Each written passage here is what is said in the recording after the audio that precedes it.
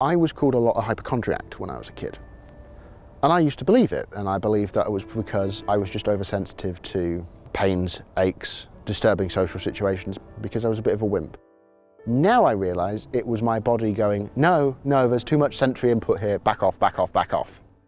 Having areas where I'm like, I don't want to do this, but there's no physical reason as to why people may think that, so naturally people just assume weakness, when in reality, I think strength is a much more subtle concept. Merely the fact that I'm able to get out of bed and have conversation with you and be the charming, witty, engaging person that I am is an effort in itself, and it's a big effort in itself and takes a lot of strength.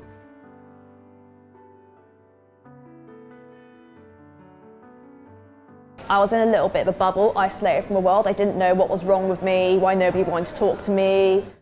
The reason I got diagnosed is because it was originally my brother being a bit of a problem child, not going to school, acting out a bit in lessons. And it was only through an educational psychologist who kind of saw me and then thought, something's not right with her either.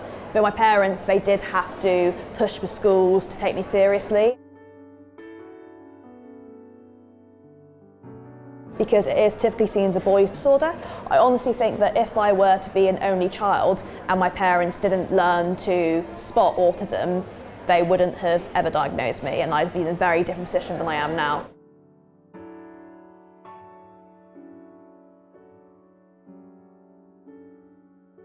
Certain foods I can't eat because the texture is just blah. Or not liking loud noise because it feels a little bit like someone's bashing a sledgehammer into my skull. It gives you a little bit of a struggle to express yourself, makes you come across a bit quirky and shy.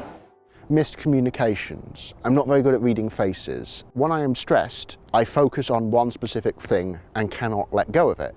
I obsess and I obsess and I obsess, and I can't do anything about it. Women tend to be good at masking their symptoms better. They tend to imitate people around them, something I did a lot. They become more withdrawn, more introverted, and they try really hard not to be noticed due to a lot of sort of self-consciousness, and due to the fact that they hide themselves so well, so there's this invisible generation of young women who are struggling because no one's aware that they could have autism. What you see here, and what the camera will see, is a very specific, polished version of human interaction. There is real thought and effort into smoothing out the rough edges of one's personality dictated by the autism, and how we adjust them so we appear socially normal or socially acceptable. I sleep a lot because I spend so much time masking my symptoms and trying to present myself as neurotypical. I just have no energy left by the end of the day. Because when it comes to the evenings, or if I'm stressed out, I'll be more sensitive to light, more sensitive to sound. I'll be less able to manage certain social situations.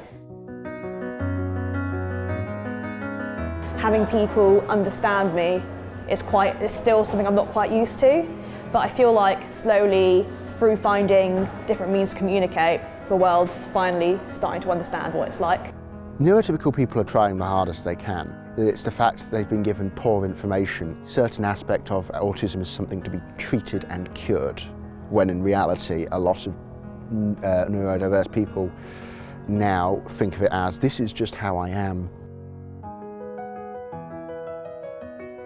I like meeting people, I like being around people. It's just that I have to also hold it at a kind of arm's length, because if I do it too much, then I feel like I'm burning out. Having that support network of friends who understand you, that has in turn given me the confidence to speak up if I need help. To my friends' credit, they've always made those allowances for me, and they've always understood, and I can't thank them enough for that.